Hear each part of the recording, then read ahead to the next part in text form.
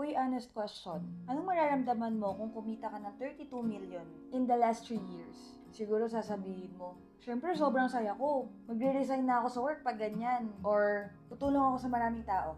Pero gusto ko maging honest sa'yo ngayon. Hi, I'm Cristel. I'm 28 years old. Graduate ako ng UST. At baka kilala mo ako bilang content creator na nagtuturo kung paano ko ginagawa yung business ko. At kung paano rin nagsimula yung libo-libong taong naturuan ko. Pero maiba muna tayo ngayon. Enough muna sa business tips, strategy. Gusto ko lang makipagkwentuhan.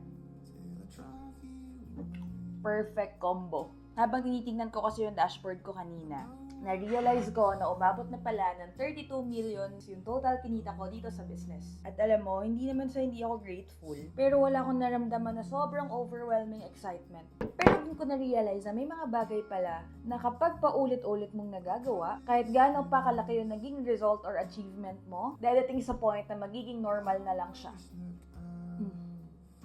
Hindi dahil sa hindi mo siya na-appreciate, kundi dahil nag-grow ka na kasama ng pangarap mo. Pero kung babalikan ko yung sarili ko 5 years ago, nung time na nag-start ako ng negosyo, ibang-iba yun. Naalala ko kung gaano kahirap kitain yung first million.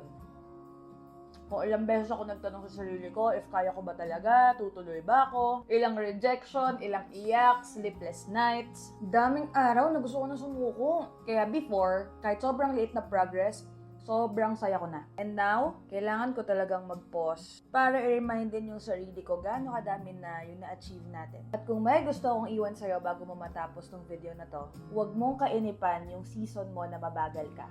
Yung season na nag-start ka pa lang sa isang bagay. Kasi baka yan mismo yung season na hinahanda sa'yo ni Lord para sa life na pinagdadasal mo ngayon. Well, 5 years ago, ginawa ko lang yung isang desisyon na subukan pasukin tong business na meron ako. And hindi ko din alam, dadalhin ako dito sa buhay na meron tayo ngayon. And hanggang ngayon, yun pa rin yung mission ko.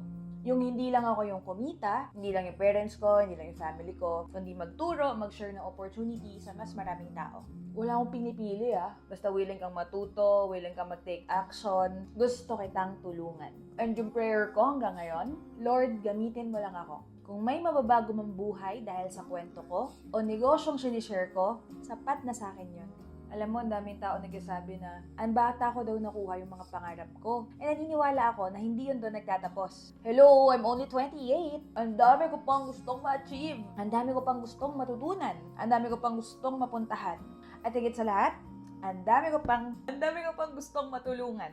Wala na, dumi ko na. Kasi para sa akin, hindi naman sukatan ng success kung gaano kalaki yung kinita mo.